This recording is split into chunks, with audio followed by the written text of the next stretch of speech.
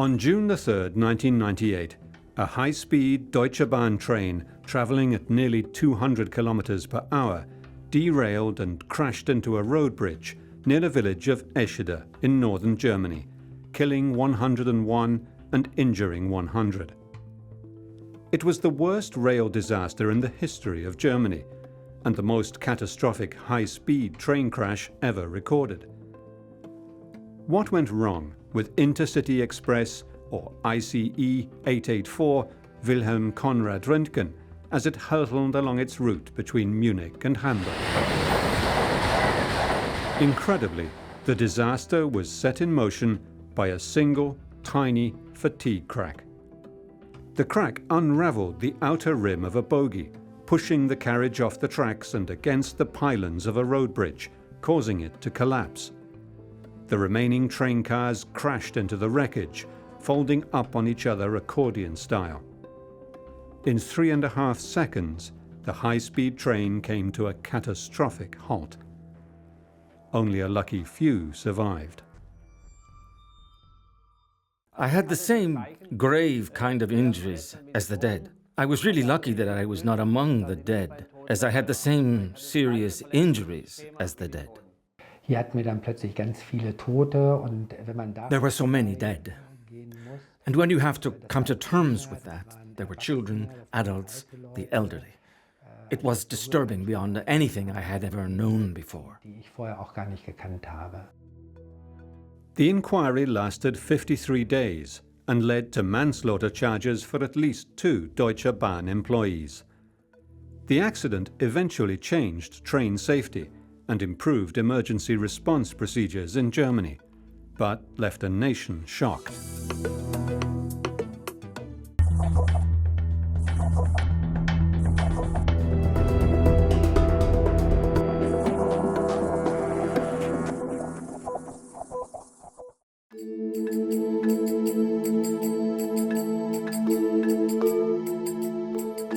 Munich, Bavaria.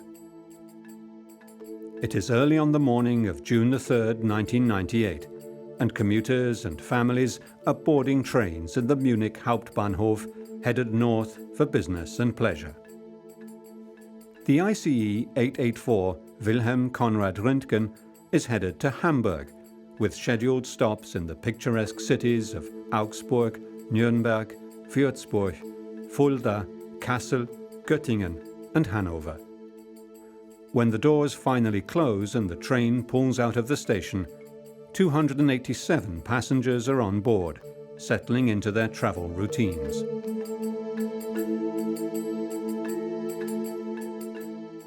Udo Bauch was on a business trip to Hamburg and boarded the ICE in Fulda. He knew the voyage would be fast and smooth, and he'd be able to get a little work done en route. He was sitting alone in first class, coach 11. The weather was very nice that day. It was a summer day, and my trip started well. My wife brought me to the station, and I got on the train. I wanted to go to Hamburg that day. I knew, in any case, that day I wanted to work and was alone in the coach. I had my laptop with me because I wanted to work in peace and quiet, so I had no other passengers with me, and I had planned it that way, so I could work in peace. About 130 kilometers south of Hamburg, with only 40 minutes left to the final destination, it quickly became clear there was something serious amiss in Coach 1. Unusual vibrations had been noticed by previous passengers, and now something even worse happened. A steel shaft shot through the armrest of Jörg Dittmann, a passenger in Coach 1. Rather than pull the emergency brake, he went to find a ticket collector, who told him it was company policy to investigate before stopping the train.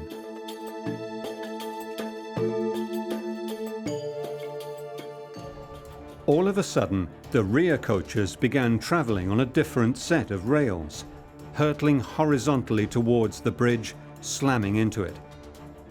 The bridge collapsed onto the train, crushing the rear half of Coach 5. The restaurant coach, 6, was completely crushed to just 15 centimeters in height. There was no chance of survival for anyone dining in coach 6 at the time of the accident.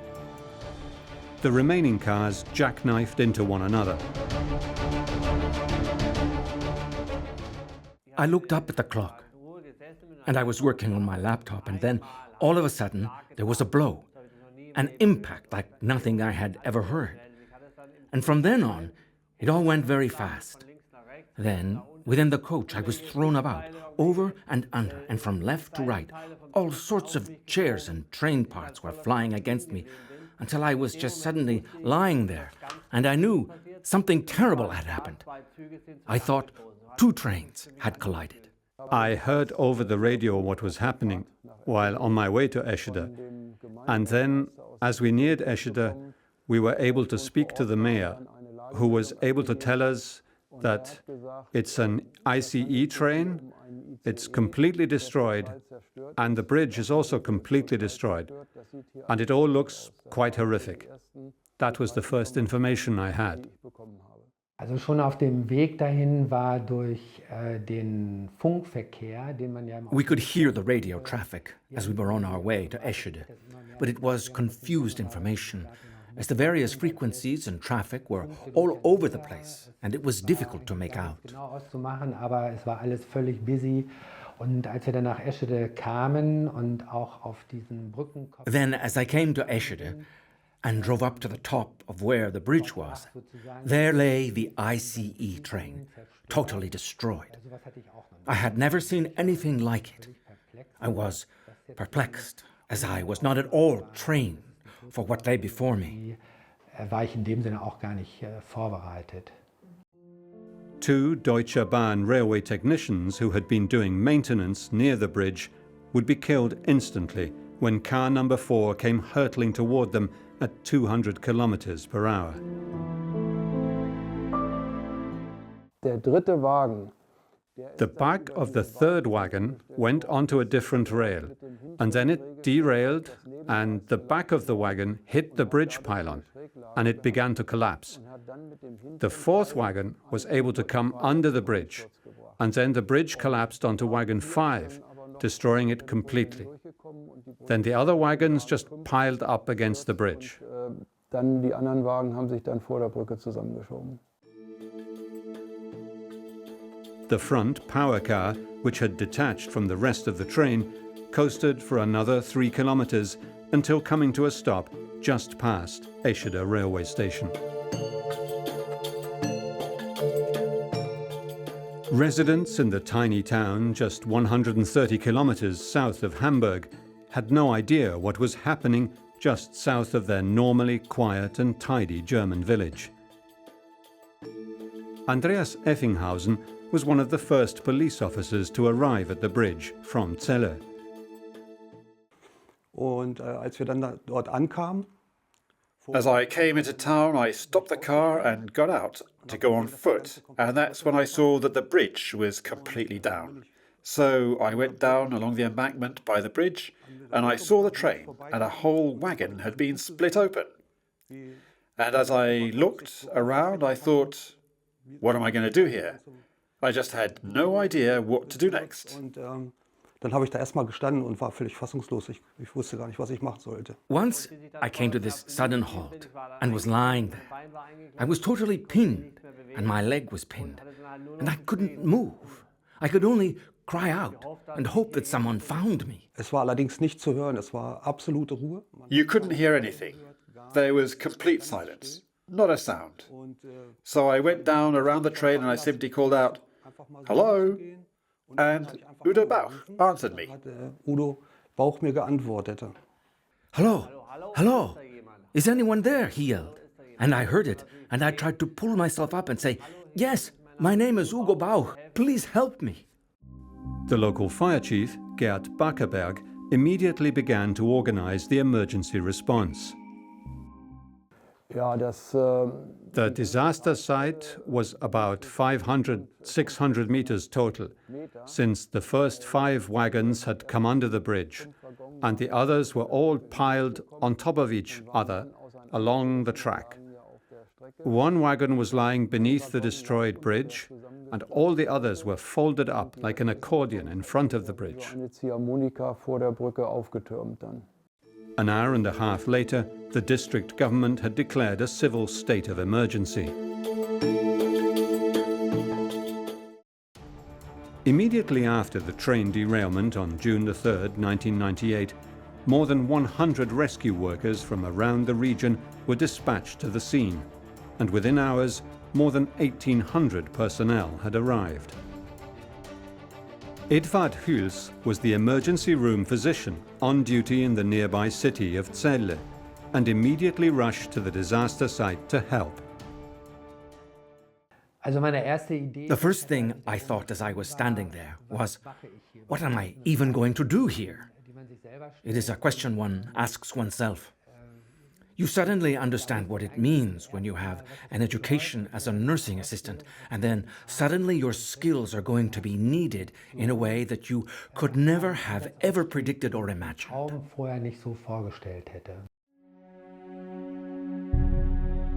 A nearby hall was turned into an emergency triage center and makeshift morgue, as rescuers feverishly tried to extract the living from the wreckage.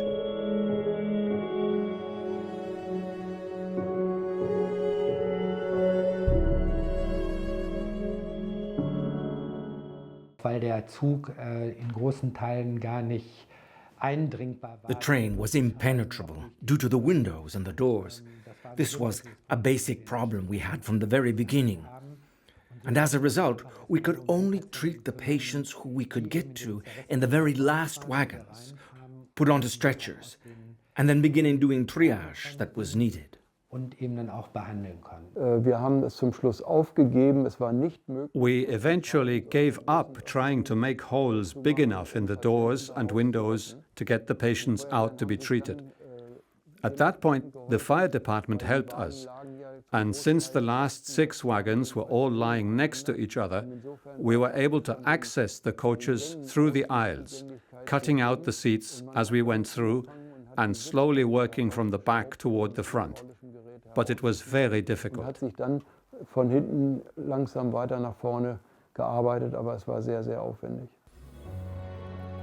Utter devastation was everywhere.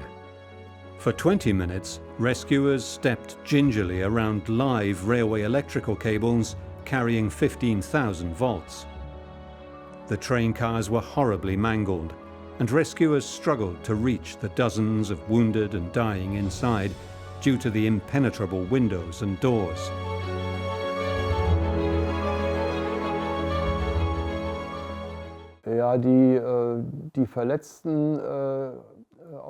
It was very difficult to get the wounded out of the train, but we were able to get to those we could reach quickly, and by 1400 hours, we had finished that part of the rescue. Between 14 and 1430, we had all the wounded people rescued and transported to nearby clinics or hospitals. It actually had gone fairly quickly. What had gone wrong with this train, the pride of Germany's railways? The first clue was that part of the railway line had penetrated the floor of carriage 1. Something had literally lifted the train off the track, and it could only have been a defective wheel. The first high-speed train debuted in Japan in 1965, but Germany was not far behind, adopting high-speed train travel with its intercity rail system in 1971. Germany's upgraded high-speed ICE train service was launched to great fanfare in June 1991. They had speed up to 280 kilometers per hour, safety, comfort, and state-of-the-art engineering. Not surprisingly, the fast and comfortable trains with amenities like dining cars, telephone service, and entertainment made the trains popular from the outset. This train was the flagship of the German fleet. It was important that it was seen to be operating properly and providing comfortable service for passengers. And it soon became apparent, though, there was a lot of transmission of noise and vibration into the carriages, particularly the restaurant cars and the other carriages. It was decided to try and solve this problem by introducing these rather peculiar wheels which had a separate rim separated from the hub by rubber pads. Germany's ICE trains were originally equipped with single-cast wheel sets, known as monoblock wheels, a design that engineers realized suffered from metal fatigue that caused vibration at cruising speed. They were, in essence, a legacy design. However, Deutsche Bahn exchanged them for new wheels based on streetcar wheels used on trams.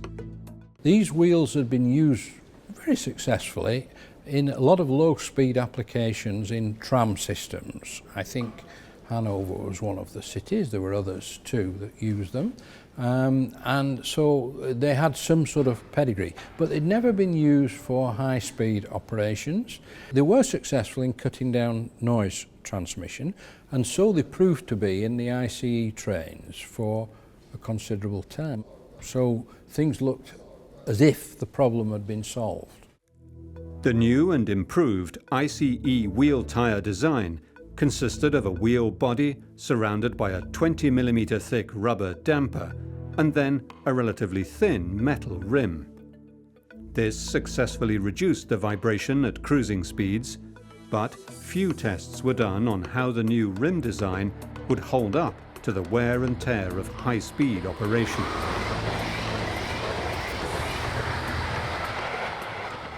That is, a wear process takes place, and the shape of the wheel conforms more and more to the rounded shape of the rail head, which leads to unsatisfactory running of the train. So periodically the wheels are reprofiled after quite long periods of time. In these rimmed wheels, where the rim was separate from the hub of the wheel, this continual reprofiling reduced the thickness of the rim. And so the bending that took place every time the wheel rotated between the separate rim and the solid hub, separated by these rubber pads, grew greater because the rim became more flexible. The Fraunhofer Institute for Structural Durability and System Reliability in Darmstadt presented 300 pages of expert testimony at the trial. They found that a cracking inside the rim of the wheel caused by excessive load and wear was responsible for the accident. Professor Roderick Smith is one of the engineers called in to find out what went wrong. When the wheels were examined for cracks, in a normal solid wheel, one examines the outer tread of the wheel, where the cracks are likely to form between the wheel and the rail. On this occasion, nobody was examining the inside of the wheel, and so the crack remained undetected in inspections because it wasn't being looked for. Engineers found that the rims became flattened into an elliptical shape as the wheel turned. Cracks could also form on the inside of this type of tyre, which was never tested in the entire 4 years it was in operation. But could regular maintenance have detected the worn-out rims? Many warning signs went unheeded.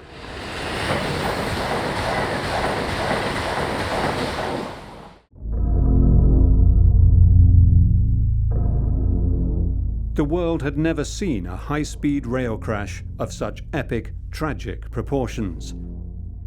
The mangled cars of the ICE 884 train Wilhelm Conrad Röntgen, en route from Munich to Hamburg, had not only derailed, but also hit an overpass, causing it to collapse onto the second half of the train, which then piled up in a zigzag motion. The biggest challenge at first was knowing the scale of the disaster. Just how many people had boarded the train?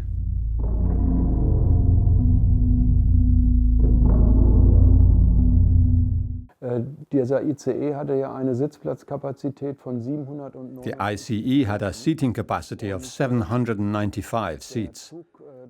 The emergency manager of the Deutsche Bahn came to the town and told us, "It's not like an airplane when you have assigned seats and check in and you can tell who is present or not, but rather people buy a ticket from point A to B, and whether or not they are on the train or decide to take another one, you do not know." But he said, based on this time of year, this time of the week, it was a Wednesday, and based on the time of day, that on the train they estimated there were approximately 200 to 300 people. And indeed, that proved to be correct. Und das hat sich dann nachher auch bestätigt. By 2 p.m., they had a full picture of what they faced. 124 injured, more than 80 of them seriously. 16 had walked away, and 101 dead and dying in the impenetrable or crushed train cars. Also unverletzte oder leicht verletzte Personen. Lightly wounded or those without injuries were in the first 3 wagons. In the 4th wagon were more gravely wounded, but after the 5th wagon, it was mostly just dead. In Wagen 5 waren dann Tote zu beklagen. Lying in pain, pinned beneath parts of his coach, Udo Bauch saw his life flash before his eyes. And then you see these near-death images that flash through your head. From your childhood, your youth, when you become a parent, the night you met your wife, the whole life ran through my head, and I knew either I am going to die or somehow I will come out of this. And then, at a certain point, I heard the voice of my rescuer, Andrea, a policeman from Celle, who I am still friends with today. And I was a bit more reassured that someone had found me. Hat mich dann gebeten, seine Frau zu verständigen. He begged me to contact his wife. He gave me names and a phone number and asked me to call. I asked him about his injuries and he said that he thought that his entire left side must be broken. He was in a lot of pain, so I told him I would go and get a doctor. And we would try to get him out as fast as possible. Retter ranhole, dass wir ihn da rausbekommen. My wife had to search for me. She had brought me to the train platform and then gone home and heard about the derailment. Then she noted the train's name, Wilhelm König Röntgen. She heard it on the television and she thought, that is the train. My husband is inside. Then she made contact with the authorities, who gave her a long list of hospitals where the various patients were. And she had to call and call. But the answer everywhere was negative. And then the next to the last one was the hospital in Hanover. And there they had an unknown patient wearing blue pants, a wedding ring with the name Monica engraved into it, and was approximately 30 years old. And it was with this glimmer of hope that she went to Hanover to search for me. Udo's rescuer, Andreas Effinghausen, also went to see him at the hospital. He was met by Monica, relieved to have finally found her husband and be at his side. Ja, also sie hat mich erstmal ganz herzlich begrüßt. First, she warmly said hello to me, and then we went up to intensive care to see Udo. He wasn't totally conscious. He was still in a medically induced coma. But later he told me he could hear my voice. Er hat gehört, dass ich da war, also er hat die Stimme gehört, aber er konnte eben halt noch nicht antworten. ER physician Dr. Edvard Hüls was confronted with the most difficult choice a doctor can face. To be in a situation where so many patients need your help. They were all trying to talk to me and say, we need a doctor. And I had my kit with me so they could recognize me as a real doctor from afar. And they all thought, oh, he will come right away. Yet he is not coming over to me. It is not something you can train for. Getting through those very difficult moments and decisions was very hard. I couldn't care for some of the patients, even when I knew things were going quite badly for them. Also ich sag mal, das war eigentlich das Schlimmste. It was one of the worst experiences I've ever had. I've seen many road accidents, and I've seen many injured people as a policeman.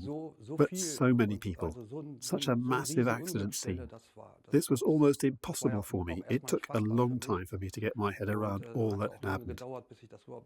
For that reason, still today, I remember every detail. I'll never forget it. Ich weiß heute noch genau jedes Detail, also ich werde das auch nicht vergessen. The accident took 6 days to clear so that trains could resume running on the busy Munich to Hamburg line.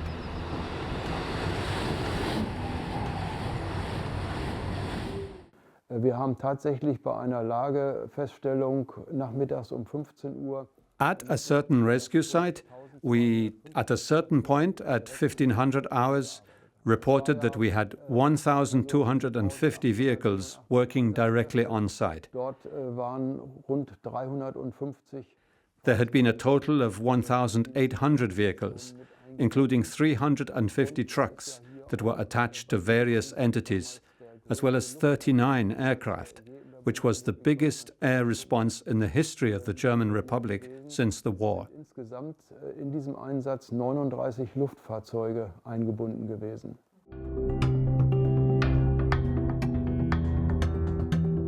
Forensic teams began the grim task of collecting body parts in small grey trays. Entire families were wiped out in 3.5 seconds.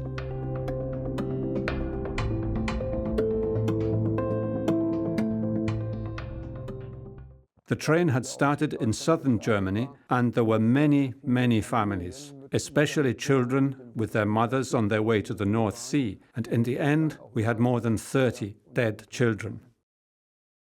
But it could have been even worse. Another high-speed train had just passed under the very same bridge. Udo Bauch was disabled. I had third-degree head injuries, jaw fractured in 4 places, skull fractures, and my left leg was broken.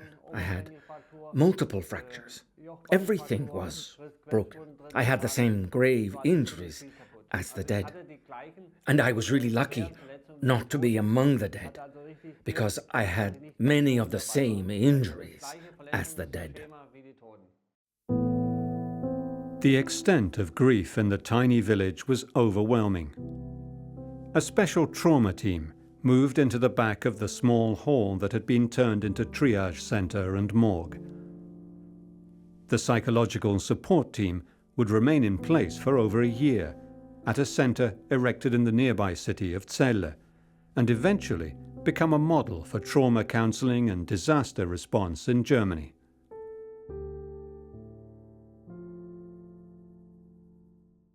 Through the police and the border patrol, we brought in psychological teams and cared for the wounded, the relatives who were arriving, and also later on, also the rescuers who were on site. Later, a counseling center was erected in the nearby town of Celle with a pastor, a psychologist, and a typist who worked alongside them. And this center was in service for over a year and a half. The accident happened in a matter of seconds, but the catastrophe was actually set in motion by one wholly preventable failure: a tiny fatigue crack in the steel tire on a wheel of the third axle of the first car.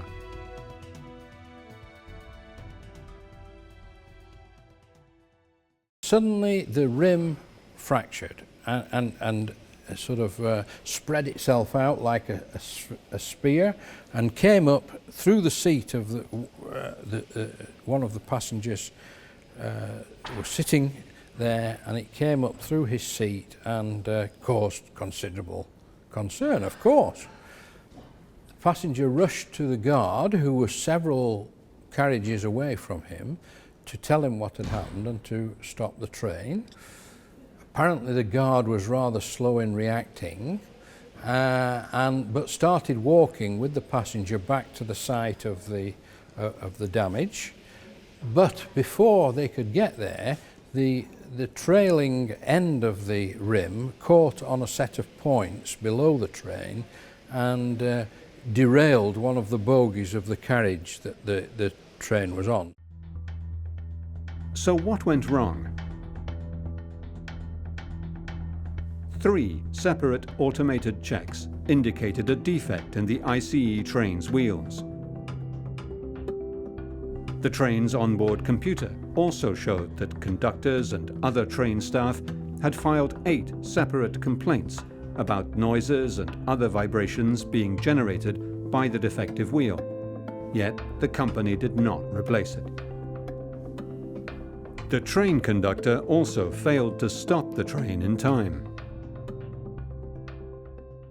Of course, it's relatively easy to run computer models, quite complicated computer models, but the question is, are we modelling the right thing? And that can only be answered by testing. And here the structure was so different from the conventional wheel that testing would have revealed the difference in the structure and the different location of where the cracks were going to form. The fact that if a crack was going to initiate, it would be initiated on the inside of the rim, which normally is not a place you would look at because it would be part of a solid wheel. And the fact that the reprofiling process had not been rethought to accommodate the separate rim. I think these are actually very fundamental issues.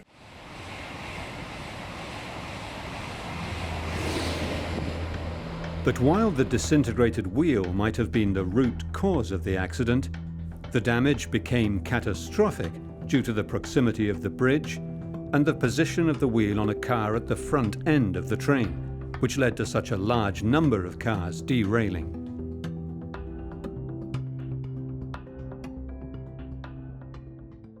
If the train had been stopped immediately the accident would have happened, the disaster might have been avoided. And one of the ways in which that could have happened was if the driver had some indication that there was a major fault on one of the bogies.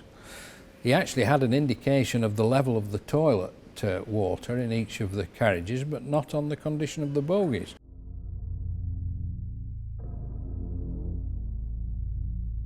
The relathing of the wheels had created a microscopic crack on the inner surface of the outer rim that failed.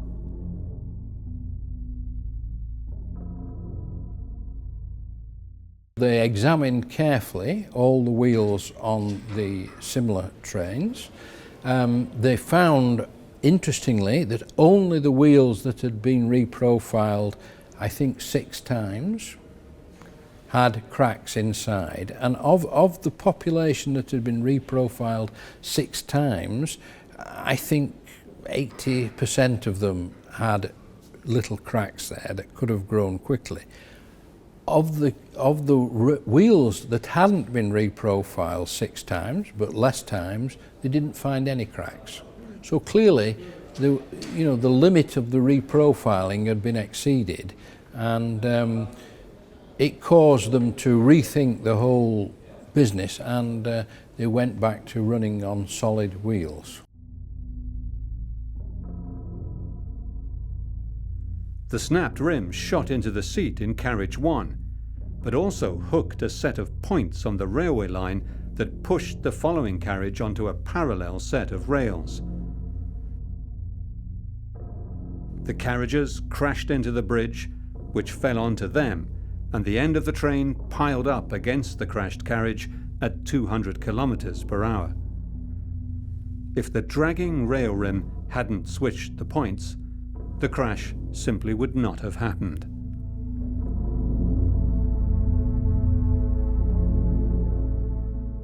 So what we had was the initial breakage of the wheel unleashed a series of incidents, each of which compounded the consequences, and the final consequence, of course, was the disaster when the train hit the bridge.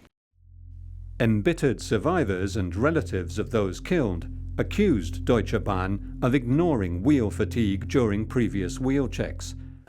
Well, a legal process was applied. I don't think it was as searching as it might have been, and if it had have been, I think it may have come to a conclusion that really shifted more of the responsibility for this onto bad design at Deutsche Bahn. In 2003, a German court abandoned negligence cases against 3 Deutsche Bahn engineers, fining each of them €10,000 and concluding they bore no serious blame for the disaster. The trial was very painful because the outcome was such that no one was found guilty. The fact that the engineers were given just a mild fine. The outcome of the trial was for the survivors and the families of the victims, well, it was like a slap in the face.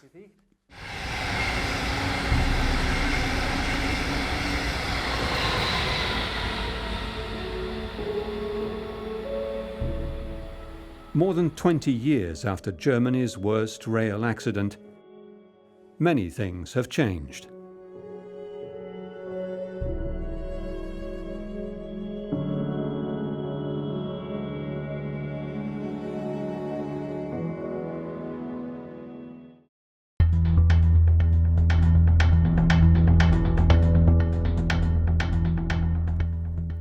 The Eschede disaster was one of the tragic events that led to the creation of a new federal agency in 2002 and the establishment of a psychosocial emergency care network across Germany. Edward Hüls is still one of the lead emergency doctors in the timbered German city of Celle. The approach, he recalls, was innovative at the time. Wir haben dieses Psychologie-Team nicht mitgebracht. Das gab es zu der damaligen Zeit überhaupt gar nicht. We developed the psychological trauma team concept ourselves, because back then such a thing did not exist. Eschede was the first disaster where a team of counselors were brought on site to address the needs of not just the grieving and wounded, but also the rescuers who were working there. When rescuers would come out of the wreckage, they could stop in for a briefing, talk to someone. At the time, this was something very new. Dann haben wir ein Briefing hinterher, wir sprechen mit euch. Das war etwas ganz, ganz Neues. Within weeks, points on the entire German railway network were checked to see if they were near possible obstacles. They then instigated a big investigation. They contacted a lot of experts of fatigue, because this failure was clearly a fatigue crack that had grown in the rim, of which I was one.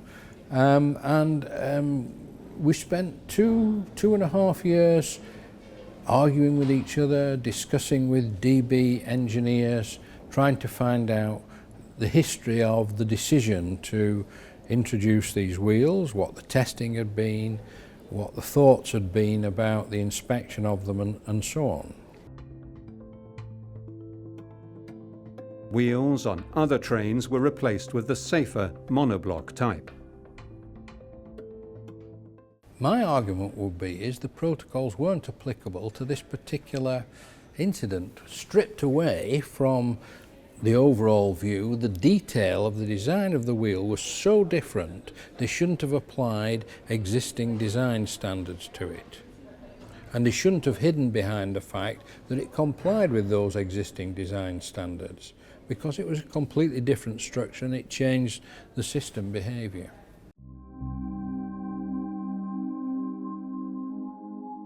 Trains were also refitted with windows that have predetermined braking seams, as rescue workers at the scene of the disaster had difficulty reaching victims due to the resistance of the train's pressure-proof windows.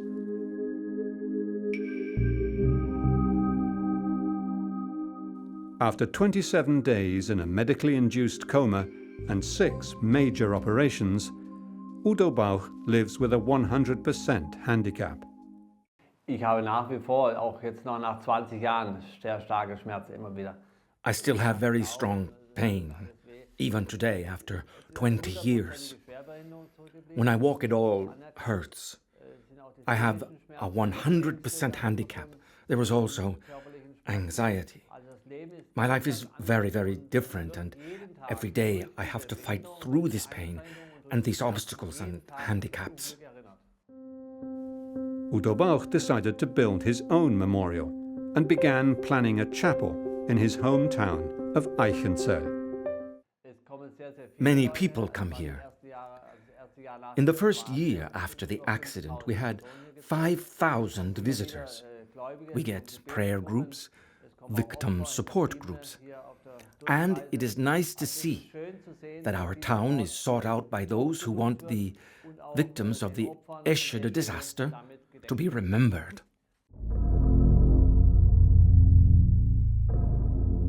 Udo Bauch only received an apology some 20 years after the accident, after having to fight Deutsche Bahn every step of the way.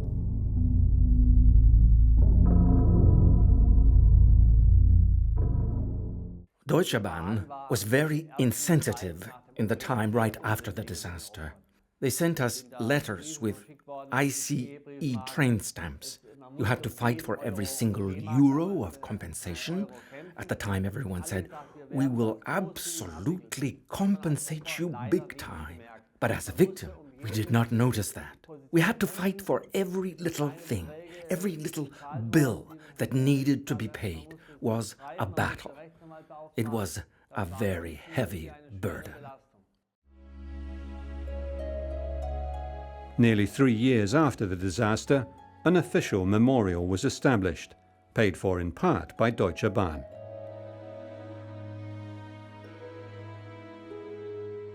"400 relatives and many dignitaries, as well as rescue personnel and local Eschede residents, attended the opening ceremony.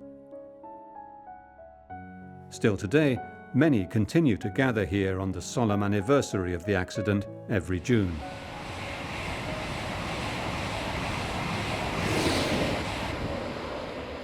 "101 wild Japanese cherry trees were planted here, one for each fatality. They do not bear fruit, but blossom every spring in memory of the victims.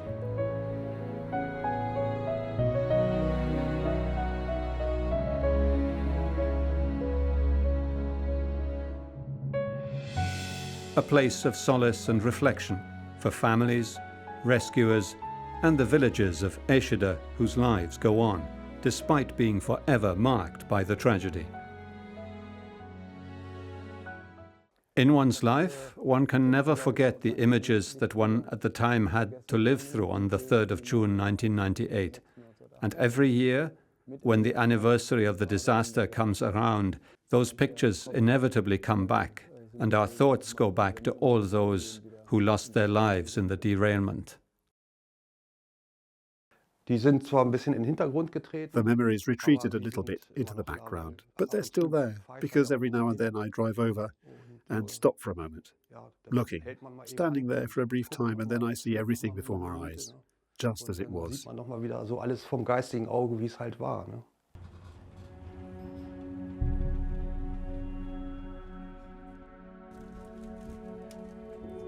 Passengers in the trains that speed by here every day at 200 kilometers per hour on their way to and from Hamburg are traveling too fast to see the names of all those who lost their lives here on June the 3rd, 1998.